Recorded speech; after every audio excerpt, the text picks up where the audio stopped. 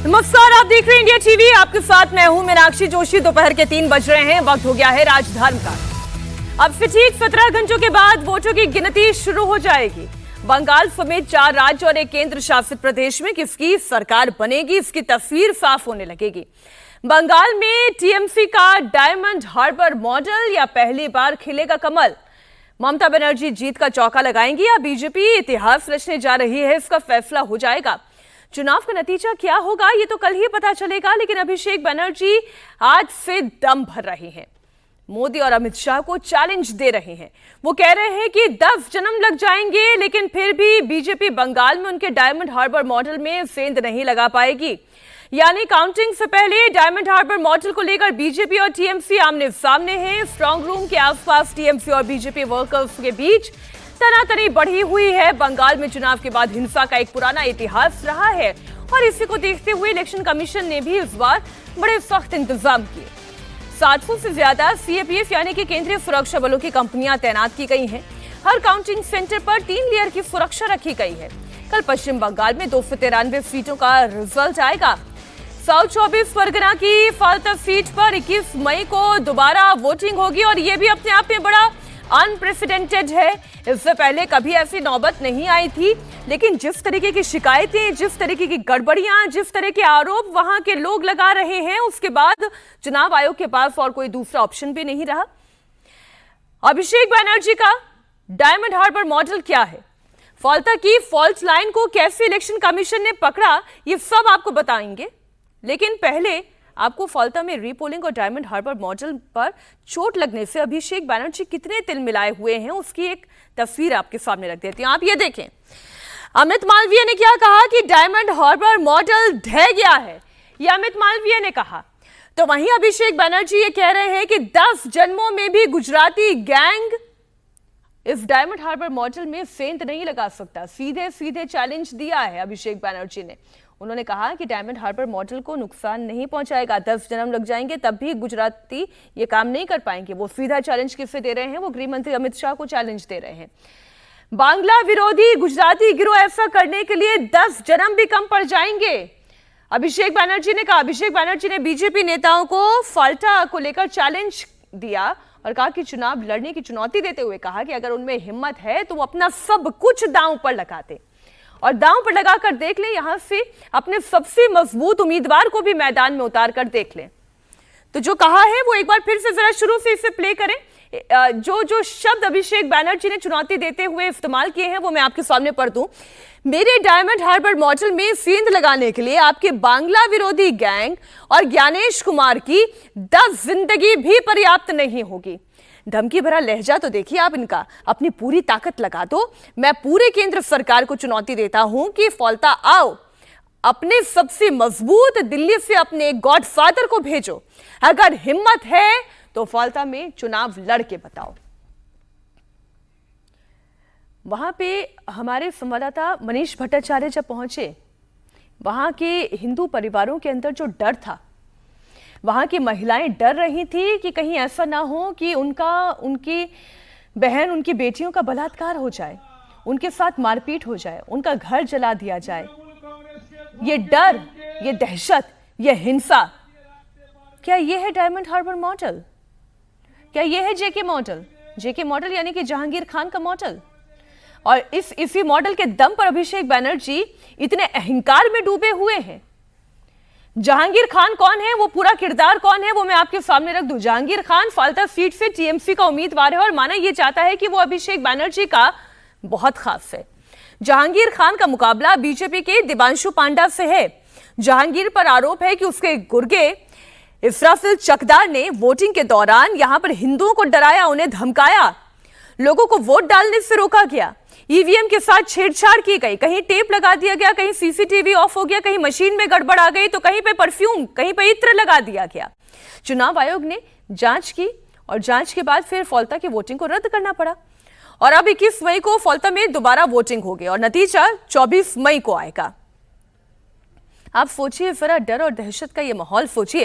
3 खास मेहमान हमारे साथ जुड़े हुए हैं राजधर्म में आज चर्चा के लिए। हमारे साथ वरिष्ठ पत्रकार नीरजा चौधरी जी हैं, हमारे साथ वरिष्ठ पत्रकार अनंत विजय जी हैं और पश्चिम बंगाल की नब्ज नब्ज से वाकिफ वहां की पॉलिटिकल एनालिस्ट फुर्वो कमल दत्ता जी हमारे साथ मौजूद है। हम जरा समझेंगे कि वहां पर इस अहंकार के पीछे वजह क्या है। दत्ता सर, ये कौन सा अहंकार है, ये कौन सा दम्भ है, या ये वो कौन सी ताकत है जिसके बिहाफ पर अभिषेक बैनर्जी ये कह रहे हैं कि 10 जन्म लग जाएंगे गुजरातियों को, 10 जन्म लग जाएंगे ज्ञानेश कुमार को, लेकिन डायमंड हार्बर मॉडल को वो सेंध नहीं लगा पाएंगे। ये कौन सी ताकत है? देखिए, मैं अभिषेक बैनर्जी जी को पॉलिटिकली थोड़ा सा बच्चा मानता हूं, उतनी मैच्योरिटी नहीं है, और मैच्योरिटी ना होने के कारण इस तरह का बयान देते हैं जिसपे आपके कहीं ना कहीं पे विचलितपना, उसके साथ साथ एक इमोशन, और फिर उसके साथ एग्रेशन जो अनवांटेड है, आवश्यक नहीं है, और कहीं ना कहीं पे बड़बड़ापना दिखाई देता है मुझे। मैं तो ये जरूर कहूंगा कि 10 जन्म तो दूर की बात है, कल आप लोग अगर 10 घंटे टिक जाते हैं नतीजा के बाद, और आपकी संगठन अगर 10 घंटे टिक जाती है नतीजा के बाद, तो वो अपने आप में बहुत कुछ होगा और बहुत महत्वपूर्ण चीज होगा। बात यहाँ पे ये नहीं है कि कौन कितना मजबूत है और कौन हल्का है, या फिर कौन चुनावी अखाड़े में खड़ा है। बात यहाँ पे महत्वपूर्ण यह आती है कि फालता क्यों आपके पूरा डायमंड हार्बर, पूरा पश्चिम बंगाल आपका जय जयकार करते हैं, और 15 साल तक बंगाल के जनता ने आपका जय जयकार किया है, बहुत अपेक्षा के साथ और बहुत उम्मीदों के साथ। आपकी बुआ ने हमेशा कही है, दीदी ने हमेशा बोली थी, और पीसी ने हमेशा बोली थी कि माँ माटी मानुष की सरकार, और उसी को ध्यान में रखते, उसी पे उम्मीद टिकाते हुए बंगाल के जनता ने एक बार नहीं 3 बार दीदी को चुना। पर नतीजा क्या हुआ कि जो वाम फ्रंट की सरकार में जिस तरह का रक्तपात था, जिस तरह का कुशासन था, जिस तरह का भ्रष्टाचार था, महिलाओं का सुरक्षा का मुद्दा था, उससे भी 10 गुना ज्यादा इस 15 साल में हुआ है। आपकी मॉडल अगर इतनी शानदार होती, बंगाल मॉडल अगर इतना शानदार होता, डायमंड हार्बर मॉडल और जेके मॉडल तो छोड़ दीजिएगा, बंगाल मॉडल अगर इतना शानदार होता तो ये नौबती नहीं आती और आपको इस तरह का बयानबाजी नहीं करना पड़ता। फलता में चुनाव रद्द हुआ है। मैं चुनाव आयोग को, सेंट्रल पैरामिलिट्री फोर्सेस को और मीडिया को बधाई देता हूं कि पूरा चुनाव को रद्द किया गया है। सर, एक सबसे बड़ा बदलाव जो इतने सालों में दिखाई दे रहा है, जो केवल इस इलेक्शन में दिखाई दिया, आनंद जी भी हमारे साथ जुड़े हुए। आनंद जी, जो सबसे बड़ा बदलाव इसी फलता सीट पर दिखाई दिया वो ये कि वहां के पत्रकार बताते रहे कि हिम्मत नहीं होती थी हिंदुओं की बाहर आने की, हिम्मत नहीं होती थी हिंदुओं की, अनंत जी, की वो बाहर आकर अपनी बात रख सके। उन्हें डर लगता था कि अगर अपनी बात रख दी, कैमरे के सामने आ गए, अगर हंगामा खड़ा कर दिया तो उनकी जान पर बन आएगी। आज 200 ही सही वो संख्या, लेकिन कम से कम बाहर तो आ रहे हैं इस विश्वास के साथ कि कोई उनकी सुनवाई होगी, वरना तो इतने सालों तक शायद सुनवाई भी नहीं हो रही होती।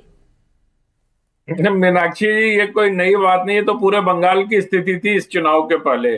मतलब कमोबेश पूरे बंगाल में यही स्थिति थी। हिंदुओं को वोट देने से डर तो लगता ही था ना। भारतीय जनता पार्टी के समर्थक वोट देने घर से नहीं निकलते थे।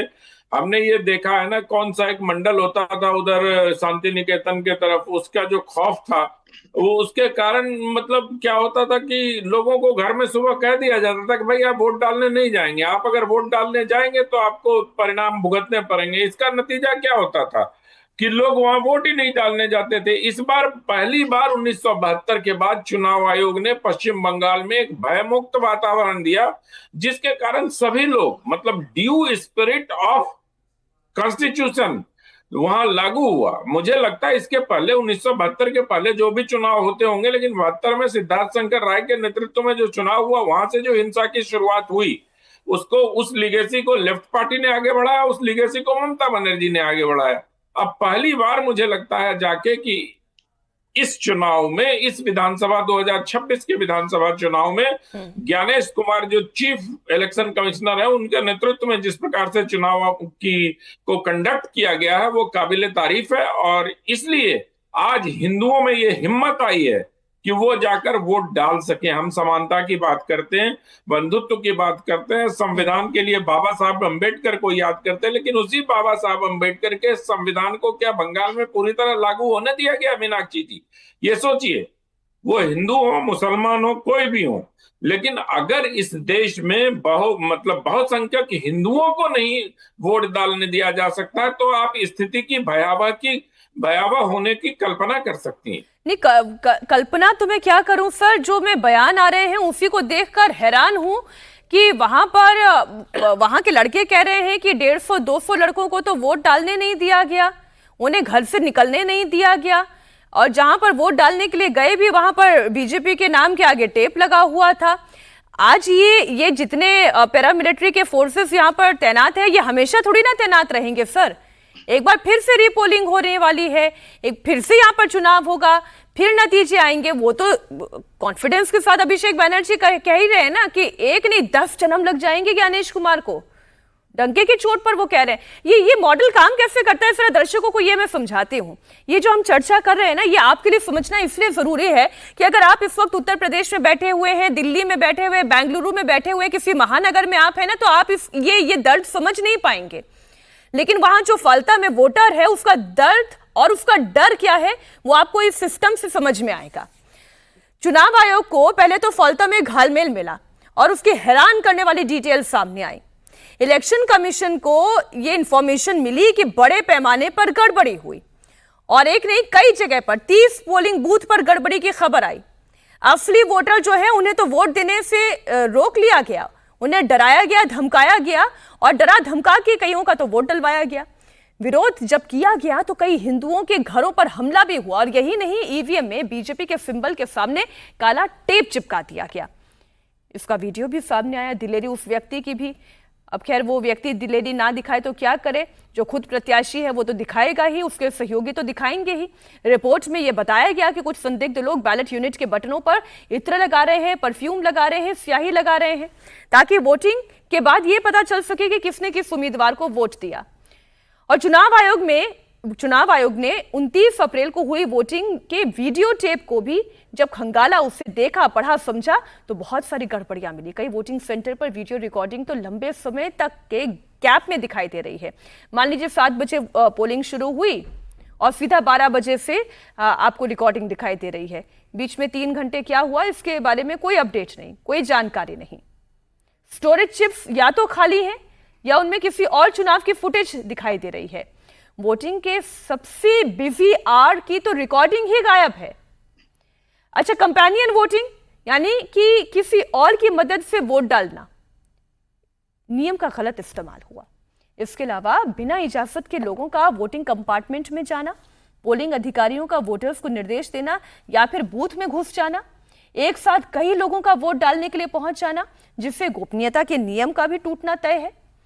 फॉल्ता में वोटिंग वाले दिन कुछ लोग तो बार बार अंदर आकर वोटिंग में दखल अंदाजी कर रहे थे या फिर खुद वोट डाल रहे थे, और अलग अलग पहचान के नाम पर फर्जी वोटिंग भी हुई, और अधिकारियों ने इसे रोकने के लिए कोई ठोस कदम नहीं उठाए।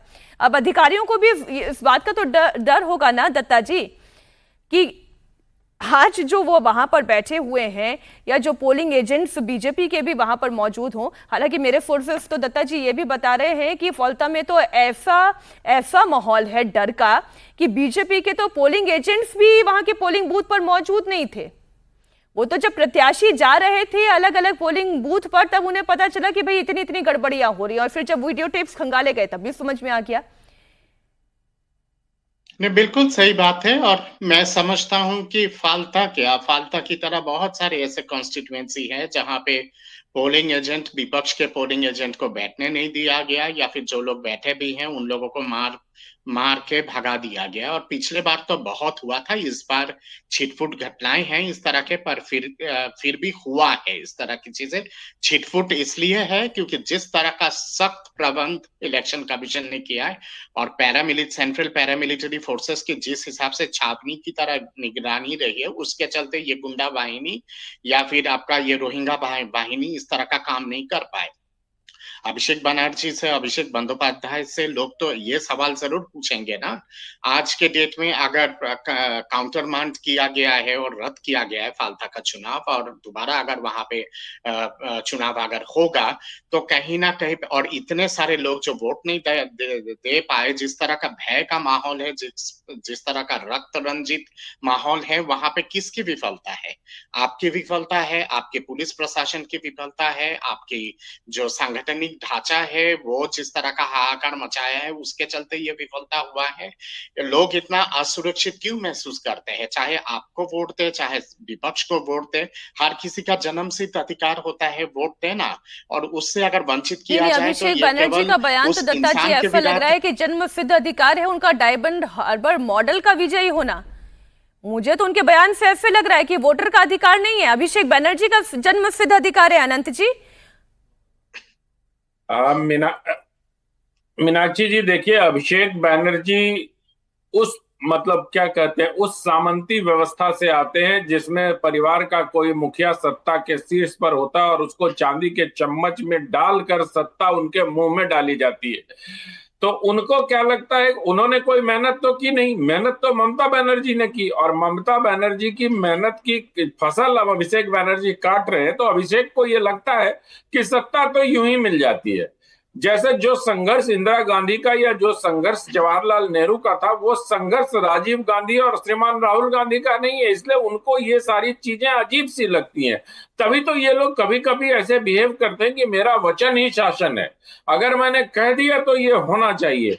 तो अभिषेक बनर्जी जिस प्रकार से डायमंड हार्बर को लेके बयान दे रहे हैं, या जिस प्रकार से अहंकार पूर्ण तरीके से लोगों को धमका रहे हैं कि हम तो यही हैं, देखते हैं उसके बाद कहां जाते हैं, क्या होता है, कैसे होता है, न सिर्फ सरकारी अधिकारियों को संदेश दे रहे हैं बल्कि चुनाव में जो मतदाता है उनको भी एक प्रकार से प्रभावित करने का प्रयास किया जा रहा है। तो मुझे लगता है मीनाक्षी जी की अभिषेक बनर्जी को फाल्ता में अगर फ्री एंड फेयर इलेक्शन करवाना है तो अभिषेक बनर्जी को वहां से हटाना पड़ेगा।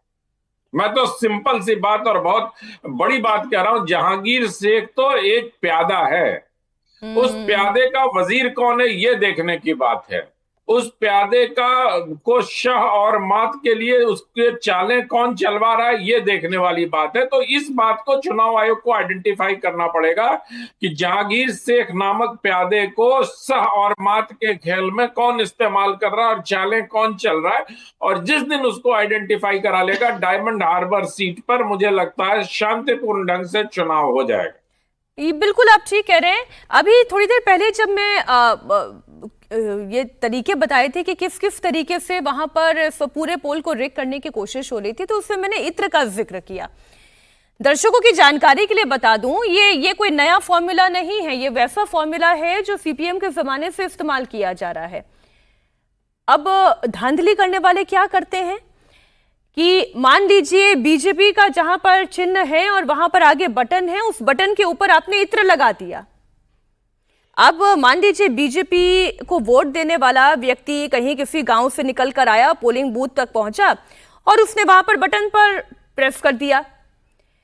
अब वहां पर तो वो प्रेस करके निकल गया, अब सिक्योरिटी कहां तक होगी? 100 मीटर तक की होगी, 200 मीटर तक की होगी। लेकिन जब वो निकलकर अपने गांव तक जाएगा और वो इस इत्र की खुशबू के साथ जाएगा कि भैया ये तो बीजेपी को वोट देकर आया है, इत्र की खुशबू इसकी अंगुली से आ रही है, तो पता चल जाएगा ये तो देखो बीजेपी का वोटर निकला। और फिर उसकी क्या दुर्गति करेंगे, और सिर्फ उसकी ही नहीं उसके परिवार की क्या दुर्गति करेंगे। लगातार वीडियोस आ रहे हैं, हमारे संवाददाता मनीष भट्टाचार्य ने तस्वीरें दिखाई, लोगों का डर दिखाया कि उनको डर लग रहा है। वो खुद कह रहे हैं कि हम बीजेपी के वोटर हैं। एक जरा आप झंडा दिखा दीजिए, यहां पर बीजेपी का क्या आपको दिखाई दे रहा है? हम लगा ही नहीं सकते, क्योंकि बीजेपी का झंडा अगर हमने लगा दिया तो उसी डंडे से हमारी पिटाई कर देंगे, ये वहां का वोटर कह रहा है। अब ये जो अब तक जो फाल्ता के जो हिंदू जहांगीर के डर से आवाज नहीं उठाते थे, कम से कम सीआरपीएफ के जवानों के वहां पर होने की वजह से वो बाहर तो निकल रहे हैं। कल फाल्ता में हाशिम नगर इलाके में वोटिंग में गड़बड़ी को लेकर जबरदस्त हंगामा हुआ। हिंदुओं का आरोप है कि जहांगीर के इशारे पर उसके गुर्गे ने 29 अप्रैल को यहां के हिंदुओं को वोट डालने से रोका, उनके साथ मारपीट की, उन्हें चुनाव के बाद बदला लेने की भी धमकी दी गई और कई हिंदुओं के घरों पर हमला किया गया, महिलाओं को डराया गया। घर जलाने, रेप तक की धमकी गई। जरा वहां के लोगों की बात सुने, उनका डर और दहशत वो खुद बताएंगे। परसों सुबह में यहाँ का जो मुखिया है इस्राबिल चकदार, टीएमसी का, तृणमूल का, जहांगीर, इस्राबिल चकदार, जहांगीर के आदेश पे डायमंड मॉडल लेके बाइक भाई ने घुसा है, घुस के लड़कियों को मारा, हमारा लोगों को मारा। और कहा हम रात में आते हैं, तुमको रेप करेंगे और बच्चे लोगों को काट के फेंक देंगे, तब जाके लड़की। जहांगीर के लोग हैं। हाँ सब, हाँ हम उनको वोट दिया था, फिर भी हम इसको वोट टीएमसी को वोट दिया था, फिर भी उन्होंने हमको ऊपर हमला किया था। क्यों हमला किया? इसके लिए हम उनका कब हमला किया है? कब हमला किया? काल हमला किया था। कौन आया था यहाँ पे? इस्राबिल चौकदार। ये कौन है? एमएलए है। ये कौन है? ये प्रधान है क्या नाम है पूरा उसका? इस्राबिल चकदार, बंगनगर 2 नंबर ग्राम पंचायत का प्रधान है इधर। इस्राबिल चकदार। अच्छा, तो ये क्या जहांगीर के साथ रहता है? हाँ, ये तृणमूल का आदमी है। ये कह रहा है आप लोगों को डरा रहा है, धमका डर रहा है, महिलाओं के ऊपर हमला कर रहा है। হ্যাঁ তাদের বলেছে তোমরা তো ভোট হয়ে গেছে, ভোট দিতে দেয়নি, কাগজ কেড়ে নিয়ে বলেছে তোমরা তো ভোট হয়ে গেছে। এক बेजुबान लड़की, उनको भी घर से निकाल दिया गया था। यहाँ पे वोट हुआ था, वोट के बाद में ये बीजेपी ने वोट दिया है बोल के वो 50 तो बाइक लेके बाहर में ढूंढ के धमकी दे रहा है। कौन सा है? क्या है? जगह कौन सा है? ये हसीम नगर है, फलता लोग सब हिंदू मोहल्ले में घुस हिंदू बेचे टार्गेट করে মারা হচ্ছে, কাটা হচ্ছে। हैं? হিন্দুদের উপরে হামলা করেছে ये हमला करता ওই টিএমসি ইসরাবিল দলের প্রধান। তৃণমূলের প্রধান, वो क्यों हमला कर रहा है? तृणमूलेर प्रधान क्यों कर रहा है हमला? वो वोट के लिए जो बोल रहा है ये सब लोग बीजेपी ने वोट दिया है, तृणमूल में नहीं दिया है, इस लोगों को हिंदू है, इस लोगों को मारो, काटो, धमकानी दिखाओ, यही सब कर रहा है। वोट तो हो गया है, उसके बाद कर रहा है? वो उसके बाद कर रहा है। तो मारा है? हमारा आंदोलन करने आया है, पुलिस प्रशासन देके हमला कर दिया, लाठी चार्ज किया। महिलाओं को भी धमकी? सबको धमकी दे रहे, बोल रहा है देख लेंगे, मारेंगे, पीटेंगे, ऐसे ही बोल रहा है। वरिष्ठ पत्रकार नीरजा चौधरी जी भी हमारे साथ अब जुड़ गई हैं। नीरजा जी, ये मनीष भट्टाचार्य हमारे संवाददाता फौल्ता जब पहुंचे वहां पर उन्होंने रिपोर्ट तैयार की, तो यहाँ दिल्ली में बैठ के हम दंग हैं, क्योंकि हम तो फियर फैक्टर के बिना हमने ऐसे इलेक्शन देखे हैं। हमने ऐसे इलेक्शन नहीं देखे जिस तरीके से वहां पर फौल्ता में हुआ है, कि इतनी बड़ी संख्या में वोटर डरे हुए हों, सहमे हुए हों कि हमें वोट नहीं देने दिया गया, या जिन्होंने वोट देने की कोशिश भी की उनको कितनी धमकियां दी गई। देखिए, ये फाल्ता तो बहुत ही अजीब ही सिचुएशन हो गई है। इतना आप कह रहे हैं जैसे दहशत की तरह लोग जो आपके एक स्क्रीन पे दिख रहे हैं, तो वो तो ठीक ही है कि रीपोलिंग होगा 21 तारीख को, और होना चाहिए। अगर इस तरह से लोग कह रहे हैं, तो अगर इतना शक हो गया है कि लोगों को सामने नहीं आने दिया है, तो फाल्ता तो एक जैसे है ना, अभिषेक बनर्जी का भी एक एरिया है, तो खास इम्पोर्टेंट हो गया है उस मायने से। पर बंगाल इतना पोलराइज है कि मतलब दोनों तरह की थिंकिंग, दोनों तरह की पैरेलल स्ट्रीम्स हैं, और लोग दोनों तरफ से बोले हैं, और इतनी सिक्योरिटी फोर्सेस भी तैनात हुई हैं, जो कि गृह मंत्री ने कहा है कि काउंटिंग के बाद भी कंटिन्यू करेंगी वहां। तो एक स्टेक्स बहुत हाई हैं इलेक्शन में दोनों तरफ के लिए। ममता बनर्जी अगर हार जाती हैं तो अलग स्थिति हो जाएगी, अगर बीजेपी जीत जाती है तो बहुत बड़ी उनकी उपलब्धि होगी, देश में पूरा ईस्ट उनके कंट्रोल में आ जाएगा। तो स्टेक्स इतने हाई हैं कि पर इस तरह का होता रहा वायलेंस, मुझे जो डर लग रहा है, जो मुझे सेंस है कि हमारे देश में जब भी इलेक्शन हुआ है, ट्रांजिशन ऑफ पावर पीसफुली हुआ है। ऐसा कभी नहीं हुआ कि जो हारा है उसने कहा वो मैं हटता नहीं, या जीता हो उसने दूसरी तरह के नोट स्ट्राइक किए, चाहे इंदिरा गांधी का जमाना था या 96 में जब 3 सरकारें बनी थी, पर नरसिम्हा राव की सरकार गई, अटल बिहारी वाजपेयी की सरकार आई, 13 दिन के लिए रही, फिर यूनाइटेड फ्रंट की सरकार बनी, सब स्मूथली पीसफुली ट्रांजिशन होते रहे हैं। तो इस बार तो मुझे लग रहा है बंगाल में हो क्या रहा है, क्या स्मूथ ट्रांजिशन होगा? नहीं, अभिषेक बैनर्जी जो बयान दे रहे हैं नीरजा जी, वो भी बड़ा हैरान कर देने वाला बयान है। वो ये कह रहे हैं कि ये जो गुजराती हैं, ये जो ज्ञानेश कुमार हैं, उनके 10 जन्म भी उन्हें लग जाएंगे, लेकिन वो डायमंड हार्बर मॉडल को उसमें सींध नहीं लगा पाएंगे। और फिर चुनौती भी दे रहे हैं कि दिल्ली से अपने सबसे मजबूत उम्मीदवार को भी अगर लेकर आना है तो जरा डायमंड हार्बर में लाकर खड़ा करो, फाल्ता में लाकर खड़ा करो, मैं बताऊंगा चुनाव कौन जीतता है।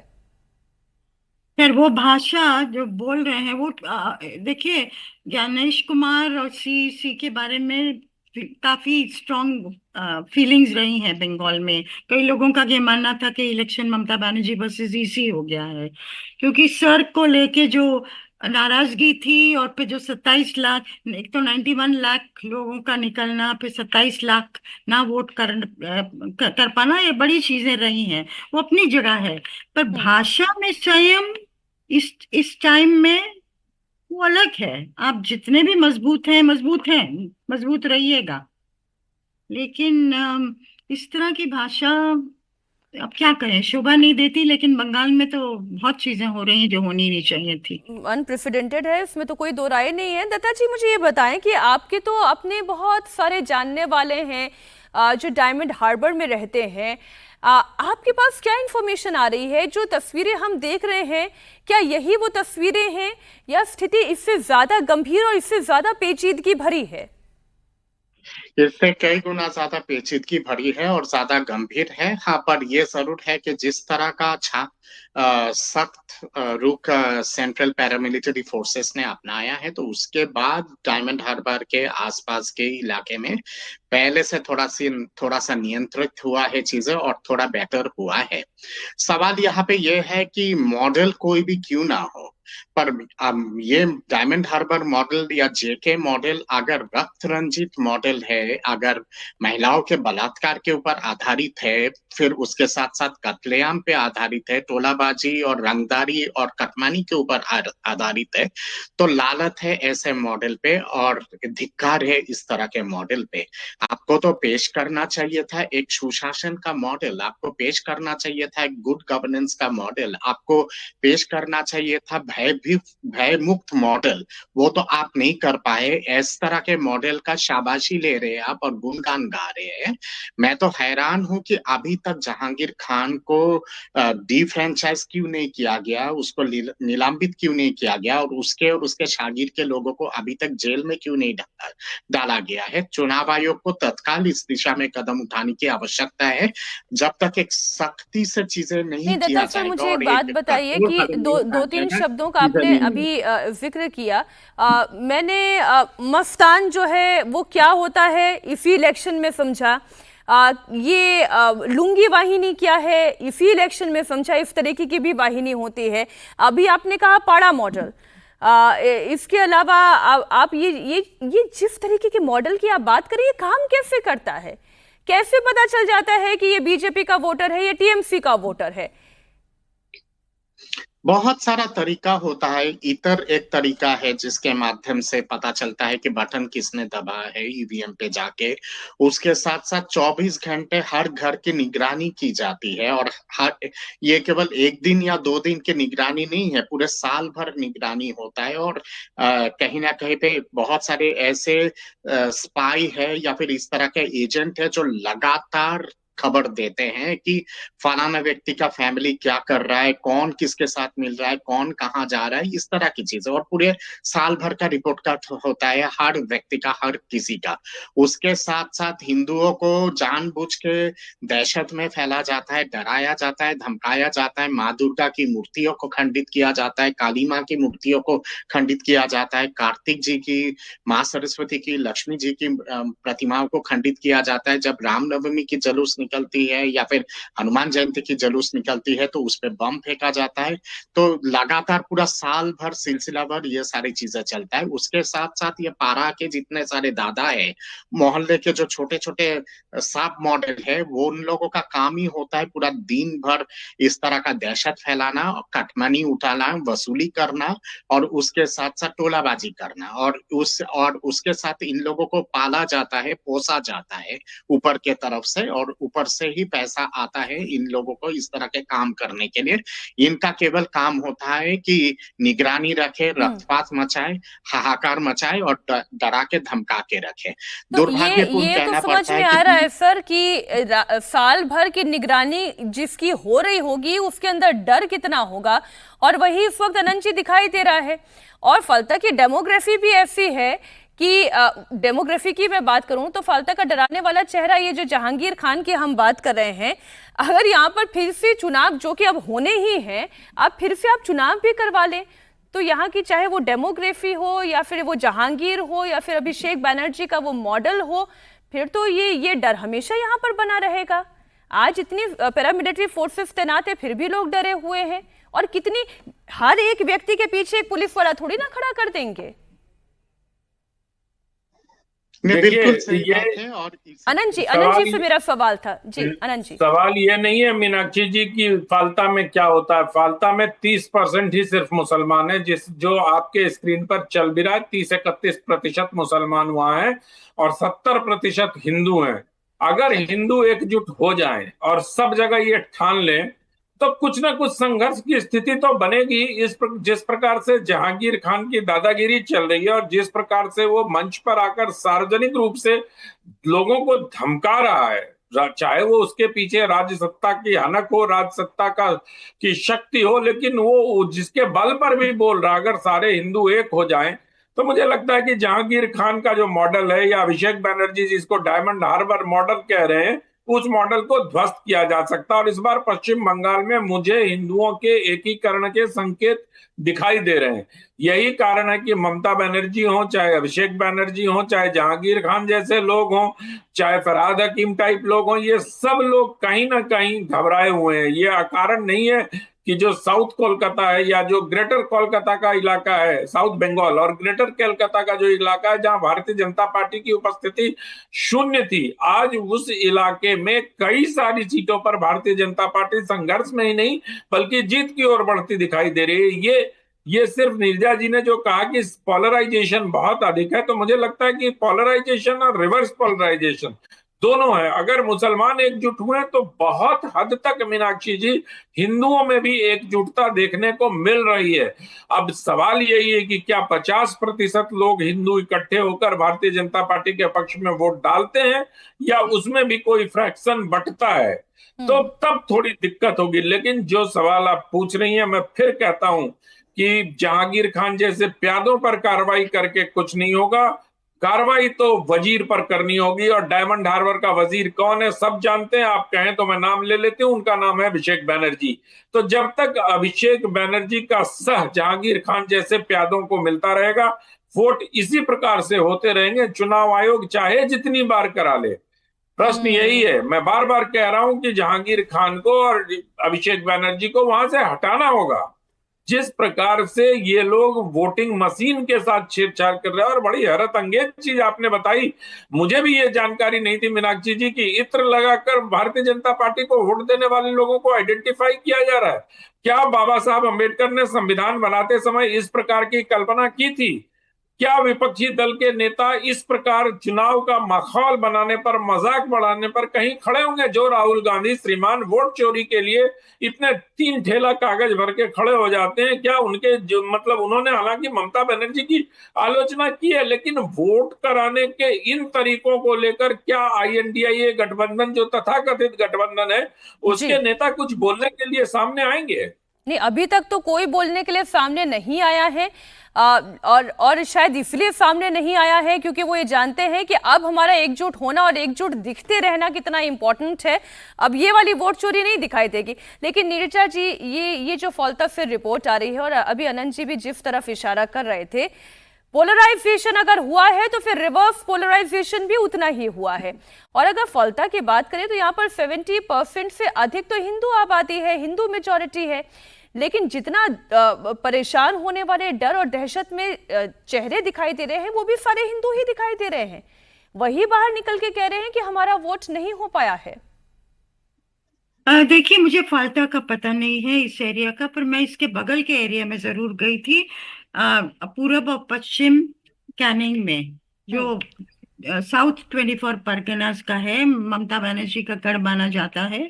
जो पोलराइजेशन की मैं बात कर रही थी वो एक तरफ एंटी इनकम्बेंसी है कि ये चीजें नहीं हुई हैं। जो पाड़ा कल्चर की आप बात करते हैं, टीएमसी गूंज जो लोग बोलते हैं, उनकी जो स्ट्रॉन्ग आर्म मेथड्स की बात करते हैं लोग, धमकाने, हर एक चीज उनके माध्यम से होती है। अगर आप घर भी ठीक कराना चाहें, बैंक में लोन लेना चाहें, कुछ भी करना चाहें, तो ये ग्रुप्स हैं, इनफॉर्मल ग्रुप्स हैं टीएमसी के, जिनके द्वारा ये सब होता है। तो उनके बारे में, उनकी करप्शन, ये सब के बारे में नाराजगी है। और जो नौकरियां नहीं मिली हैं, लोग और चाहते हैं चीजें। जो ममता बनर्जी ने स्कीम्स की हैं उसकी तो हिमायती है, और और डिस्टिंक्शन भी करते हैं टीएमसी के और ममता बनर्जी के बीच में। ममता बनर्जी भालो, ये महिला तो बहुत ही बोलती है, लेकिन पार्टी ये कर रही है या नहीं कर रही है। लेकिन हिंदू मुस्लिम की जो बात कर रहे हैं ना आप, इस एरिया में काफी मुस्लिम से, मुस्लिम महिलाओं से भी मेरी बात थी, वो स्ट्रेन मेरे सामने नहीं खुल के आया कि ये हिंदू मुस्लिम इलेक्शन है। पोलराइजेशन है Mamata Banerjee versus anti incumbency, जो मुझे लिखा।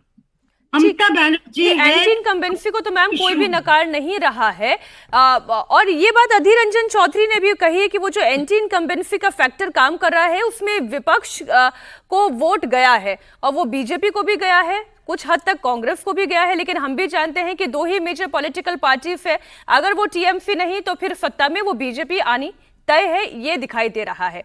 अब होता क्या है, अब ज्यादा समय बाकी नहीं रह गया, कल का दिन, और उसके बाद नतीजा हम सबके सामने होगा। आनंद जी, नीरजा जी और दत्ता जी, आप सबका बहुत शुक्रिया हमारे साथ जुड़ने के लिए, चर्चा में शामिल होने के लिए।